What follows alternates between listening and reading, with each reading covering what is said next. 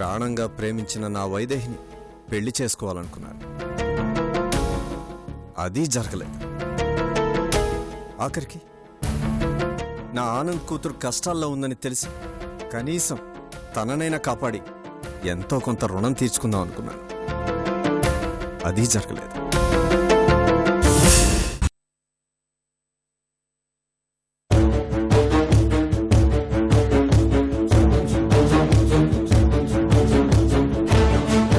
అదే మూర్తి గారు జరిగింది.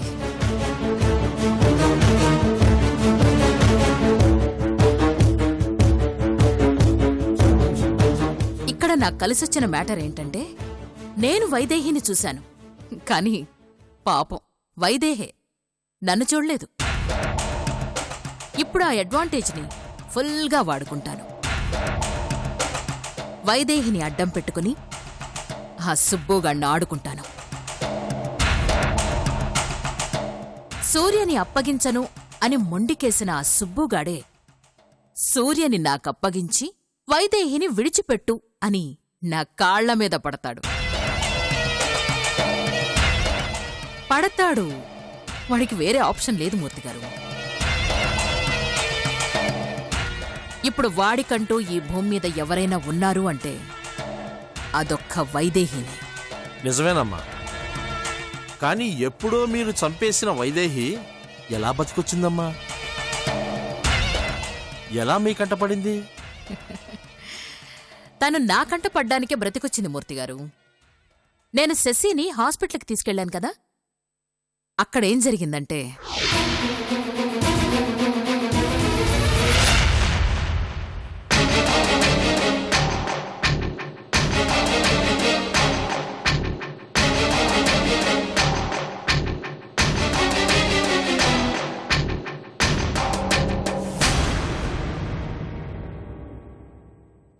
హలో అండి. Hello doctor.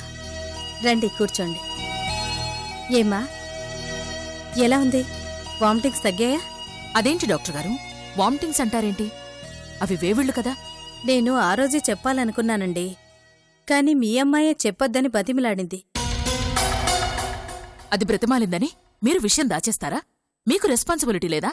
నాకు రెస్పాన్సిబిలిటీ ఉంది కాబట్టే మీ అమ్మాయి అబార్షన్ చేయమన్నా నేను చేయనన్నానండి. బిడ్డని కనాలనే ఆలోచనుంటే పర్వాలేదు, కాని తీసేయాలన్న ఆలోచనుంటే ఇప్పుడే జరగాలి.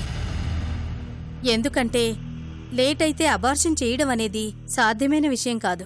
నా కూతురికి అబార్షన్ చేయించుకోవాల్సిన అవసరం ఏమీ లేదు డాక్టర్. దాని కడుపులో పెరుగుతున్నది నా అన్న రక్తం పంచుకు పుట్టిన వాడి రక్తం. అది నాకు బాధ్యతే గాని బరువు కాదు. మీరు నాకు చెయ్యాల్సిందల్లా శశి కడుపులోని బిడ్డ ఆరోగ్యంగా పుట్టేలా చెయ్యాలి. సరేనమ్మా, అది డాక్టర్గా నా బాధ్యత. శశి, పదే చెక్ చేస్తాను.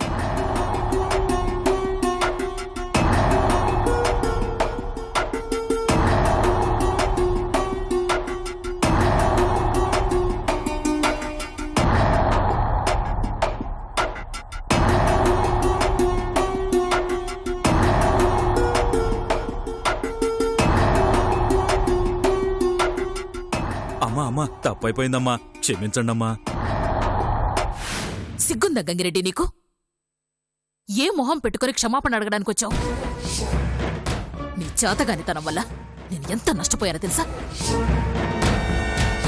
ఒక్కసారి కాదు, ఎన్నోసార్లు నీ వల్లే నేల ఎస్కేప్ అయింది. నీ వల్లే సూర్యని సుబ్బు ఎత్తుకెళ్ళిపోయాడు. ఇప్పుడు నీ వల్లే బాలుగడుగుడు తప్పించుకున్నాడు. నాకు దొరికిన ప్రతి అవకాశం కేవలం మీ అసమర్థత వల్లే చేజారిపోయింది. ఇంకెందుకురా మిమ్మల్ని మేపడం? నీకు అవకాశం ఇచ్చిన ప్రతిసారి నాకున్న అవకాశాలు చేజారిపోయాయి. నిన్ను నమ్మలేను గంగిరెడ్డి. వెళ్ళు వెళ్ళు. అమ్మా, నీ కాళ్ళు పట్టుకుంటానమ్మా. నేనేంటో నిరూపించుకుంటానమ్మా. అమ్మా ప్లీజ్ అమ్మా, ఒక్క అవకాశం ఇవ్వండమ్మా. రే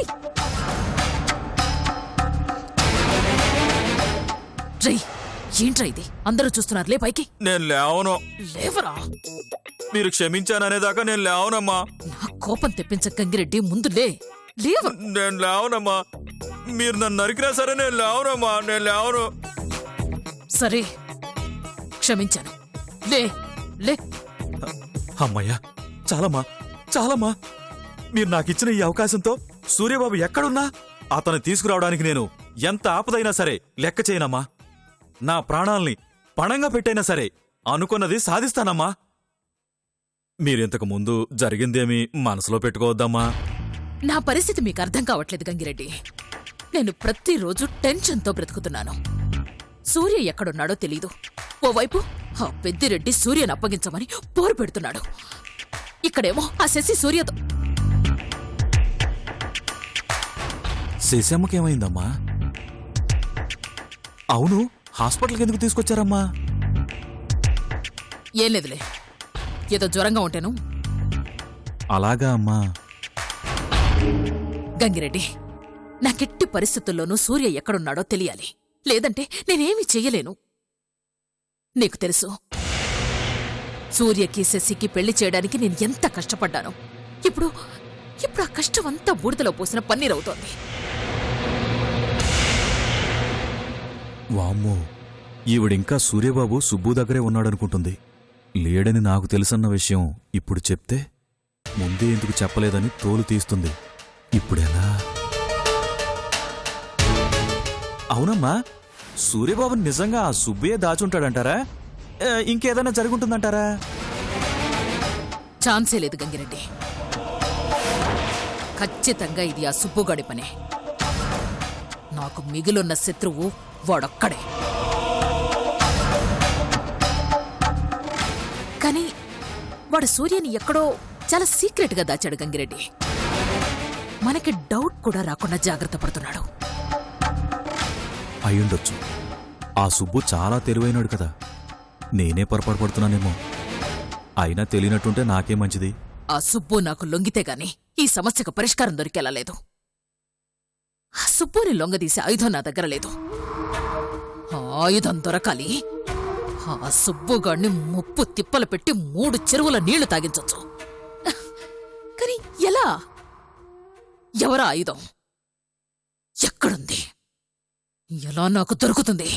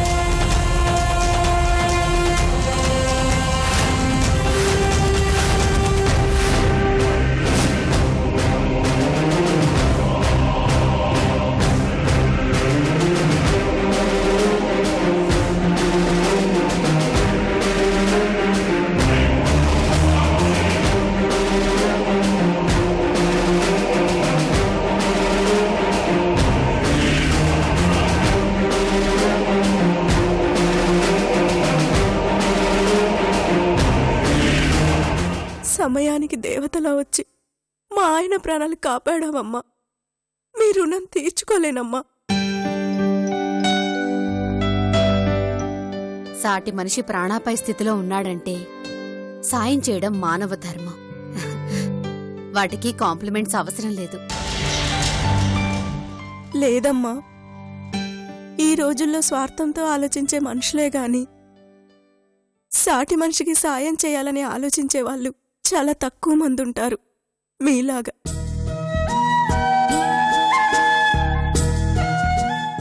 ఎన్నో రకాలుగా ప్రయత్నించాను, కానీ ఎవరూ సమయానికి వచ్చి బ్లడ్ ఇవ్వలేదు.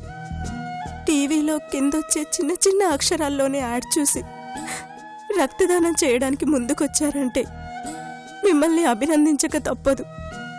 తప్పదమ్మా. మీరు కాపాడింది ఒక నిండు ప్రాణాన్ని కాదండి, నా జీవితాన్ని కూడా. నాకు మా ఆయన తప్ప ఈ ప్రపంచంలో ఇంకెవ్వరూ లేరండి. ఆయనకేదైనా జరుగుంటే నేను తోడులేని దానిగా మిగిలిపోవాల్సి వచ్చేదండి.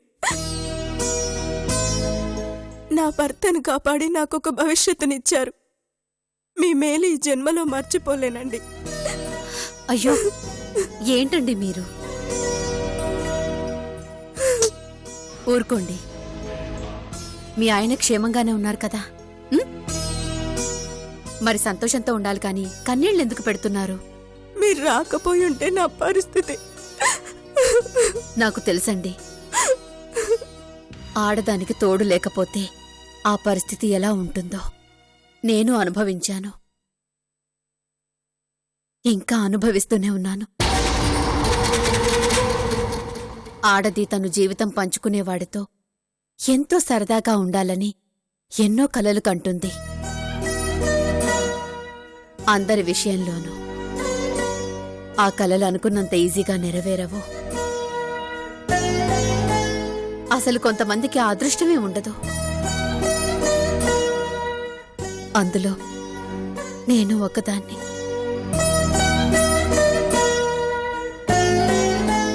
ఒంటరితనం అలవాటైన నేను ఇంకొకరికి ఆ పరిస్థితి కలగకుండా ఉండడానికి నా సాయశక్తులా ప్రయత్నిస్తాను. కనీసం అలాగైనా నా జీవితానికి తృప్తి మిగులుతుంది. అంటే మిమ్మల్ని ఎవరైనా మోసం చేశారా అమ్మా? అవును, నన్ను ఆ దేవుడే మోసం చేశాడు.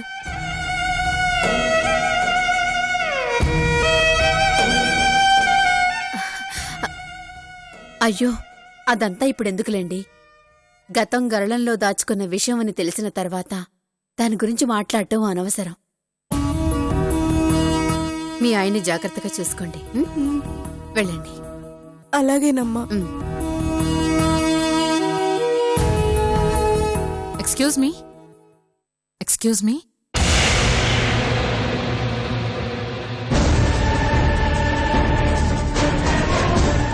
హలో, మిమ్మల్ని. చెప్పండి. సో కైండ్ హార్టెడ్ అండి. మీలాంటి మంచి మనుషుల్ని కలుసుకునే అదృష్టం నాకు దొరికినందుకు నాకు చాలా సంతోషంగా ఉంది. మీలాంటి వాళ్ల పరిచయం నాకు గొప్పగా ఉంటుంది. అయ్యో, నేనేం చేశానండి? జస్ట్ బ్లడ్ డొనేట్ చేశానంతే. మానవత్వం ఉన్నవాళ్లకి అది పెద్ద విషయం కాకపోవచ్చండి, కానీ ఆసరా లేని వాళ్లకి అది కొండంత అండ. మీరు నిజంగా గ్రేట్ అండి. అయ్యో, మీరు నన్ను మరీ పొగిడేస్తున్నారండి. మీరేమనుకోకపోతే మీ ఫోన్ నంబర్ తెలుసుకోవచ్చా? షూర్, ఫీడ్ చేసుకోండి.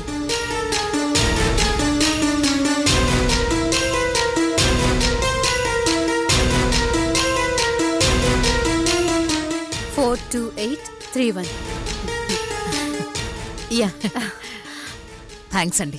You welcome. నేనొక చిన్న చారిటీ పెట్టాలనే ఆలోచనలో ఉన్నాను. అప్పుడు మీ హెల్ప్ కోసం కాల్ చేస్తాను. మీకేం ప్రాబ్లం లేదుగా? No problem. మీరెప్పుడు కాల్ చేసినా నేను రెస్పాండ్ అవుతాను. ఉంటానండి, వెళ్ళొస్తాను. ఓకే. ఏమండి? ఏంటండి? సారీ అండి, మీరేమనుకోకపోతే మీతో ఒక సెల్ఫీ తీసుకోవచ్చా? Sure, why not. Thank you so much. Please.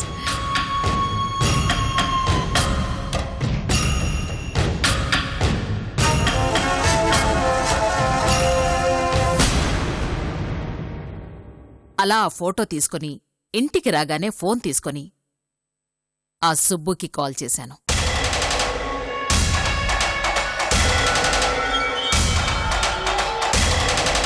మీరే చూశారుగా, వైదేహి నా దగ్గరుందని చెప్పగానే ఆ సుబ్బుగాడి మొహం ఎలా వాడిపోయిందో.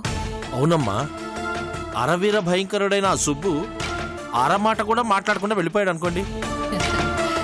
ఇంకంతే మూర్తిగారు, వాడు లైఫ్లో నా ముందు తలబిరుసుగా ప్రవర్తించడం గాని తలెత్తి మాట్లాడడం గాని చేయలేడు. వైదేహి నా దగ్గరున్నంతకాలం వాడు నా కాళ్ల దగ్గర కుక్కలా పడుండాల్సిందే.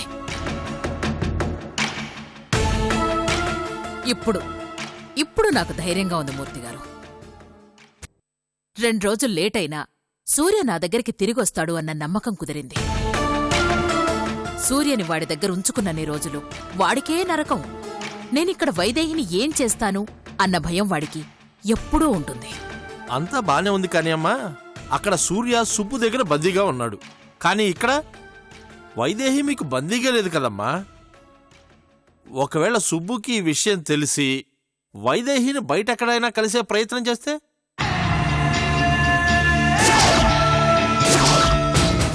ఆ ప్రమాదం కూడా ఉంది మూర్తిగారు. కానీ మీరన్న థాట్ వాడికొచ్చేలోపే వైదేహిని మన పంచన చేర్చుకోవాలి. కానివ్వండి, ఇప్పుడే కదా వైదేహితో పరిచయం మొదలైంది. ఇకపై నేను వైదేహి వైపు వేసే ప్రతి అడుగు వైదేహి సుబ్బుల మధ్య దూరాన్ని పెంచుతుంది. ఎలాగో ఆ సుబ్బు వైదేహి మన దగ్గరుందని నమ్ముతున్నాడు కాబట్టి మనకే ప్రాబ్లం లేదు. ప్రస్తుతానికి మనం సేఫ్. థ్యాంక్స్ మూర్తిగారు, మంచి పాయింటే రైజ్ చేశారు.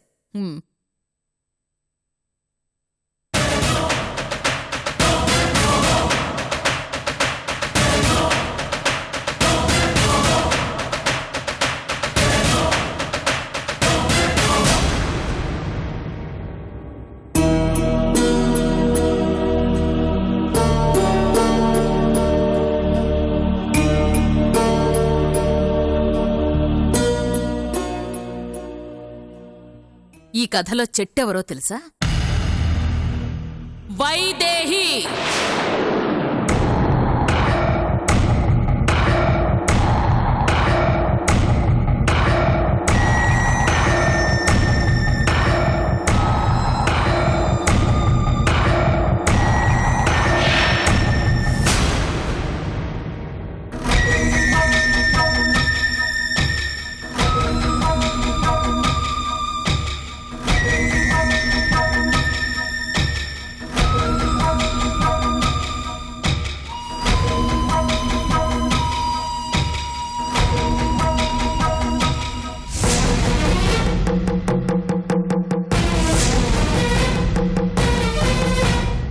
ఏం చేద్దాం సుబ్బు? సునంద నుంచి వైదేహిని తప్పించడం ఎలా? అదే ఆలోచిస్తున్నాను రసత్తయ్య. ఆ సునంద వైదేహితో ఫోటో తీసుకుందంటే వైదేహికి సునందకి మధ్య పాజిటివ్ రిలేషన్ ఉన్నట్టుంది. అదెలా సుబ్బు? ఆ సునంద ఆ జేడీ పెళ్ళమే కదా. ఆ జేడీయే వైదేహిని చంపించడానికి ప్రయత్నించాడు కదా. అది తెలిసి కూడా ఎలా వాళ్ళ మధ్య స్నేహం ఉంటుంది? చాలా కన్ఫ్యూజన్గా ఉంది సుబ్బు. ఆ సునంద వైదేహిని ఏదో మాయ చేసింది. ఆ మాయ ఏంటో, దాని వెనకున్న మర్మం ఏంటో తెలుసుకోవాలి రసత్తయ్య. అప్పుడే మనం వైదేహిని సునంద నుంచి కాపాడగలం. అసలు ఇప్పుడు వైదేహి ఎక్కడుంటుంది సుబ్బు? సునంద ఇంట్లోనే ఉంటుందా? అది తెలియాలంటే మనం సునంద మీద ఒక కన్నేసి ఉంచాలి. నిజంగా వైదేహి సునంద దగ్గరే ఉంటే మనకు కొంచెం కష్టం అవుతుంది. అదే వైదేహి సపరేట్గా ఉందనుకో, మన పని ఈజీ అవుతుంది. అసలు ఇదంతా ఎందుకు సుబ్బు? నేరుగా సునందకి ఫోన్ చేసి నీ దగ్గర వైదేహి ఉందంటే మాకు నమ్మకం కలగట్లేదు, ఒకసారి మాకు డైరెక్ట్గా చూపించాను అనుకో, ఎలా ఉంటుంది? ఇప్పుడు సునందకు కావాల్సిందేంటి? సూర్య. మనకు కావాల్సింది వైదేహి. నిజంగా సునంద దగ్గర వైదేహి ఉందని ప్రూవ్ అయితే మనం కూడా ఆ సూర్యుని వెతికి సునందని అప్పగించి వైదేహిని కాపాడుకుందాం. తప్పురా సత్తయ్య. ఆ పని చేస్తే నేను స్వార్థపరుణ్ణి అవుతాను. నాకు వైదేహి ఎంత ముఖ్యమో నీల జీవితం కూడా అంతే ముఖ్యం. ఒక అమ్మాయిని కాపాడడం కోసం ఇంకో అమ్మాయి జీవితాన్ని బలి చేయకూడదు. అది కాదు సుబ్బు. ఆ సూర్య ఎలాగూ నీళ్ళని ఏలుకోడు, తనతో కాపురం చేయడు. అలాంటివాడు మనకెందుకు? వాడిని అప్పగిస్తే కనీసం నువ్వు వైదేహన్న ఒక్కటవుతారు కదా. లేదురా సత్తయ్య. సూర్యని ఆ సునంద రెచ్చగొట్టి నీలని అతనికి దూరం చేసింది. శశితో పెళ్లి చేయాలనుకుంది. ఇప్పుడు శశితో పెళ్లి అవలేదు కాబట్టి మనకి నీలని సూర్యని ఒకటి చేసే అవకాశం దొరికింది. మనం సూర్యని వెతకాలి, కానీ వైదేహిని కాపాడడం కోసం కాదు. నీల బ్రతుకుని కాపాడడానికి. సూర్యకి సునంద నిజస్వరూపం తెలిసేలా చేయాలి. నీల గొప్పతనం తెలిసేలా చేయాలి. అతను మళ్ళీ నీలతో జీవితం కొనసాగించేలా చేయాలి. అప్పుడే నా జీవితానికి ఓ అర్థం అవుతుంది. మరి వైదేహి తనతో జీవితం సాగించాలని నీకు లేదా? తనను ప్రేమగా చూసుకోవాలని నీకు లేదా? ఎందుకు లేదురా, ఉంది. కానీ దానికోసం ఇంకొకరు ఉసురు పోసుకోలేను. ఎలా సుబ్బు? సూర్యని మనం వెతికి పట్టుకుని అప్పగిస్తే తప్ప ఆ సునంద వైదేహిని వదలదు కదా. అసలు సూర్య మన దగ్గర లేడన్న విషయం తెలిస్తే వెంటనే వైదేహిని చంపేస్తుంది. అంతవరకు వెళ్ళనే ఉండరా. ఎలాగైనా నా వైదేహిని కాపాడుకుంటా. ముందుగా నువ్వు అన్నట్టు సునందకి ఫోన్ చేసి వైదేహిని చూపించమని అడుగుదాం. అప్పుడే సూర్యుని అప్పగిస్తామని చెబుదాం. సరే సుబ్బు, వెంటనే ఫోన్ చేయి. ఫోన్ చేయడానికన్నా ముందు ఆ సునంద వైదేహిని మనకి చూపించడానికి ఒప్పుకుంటే ఎలా వైదేహిని తప్పించాలా అన్నది ఆలోచిద్దాం.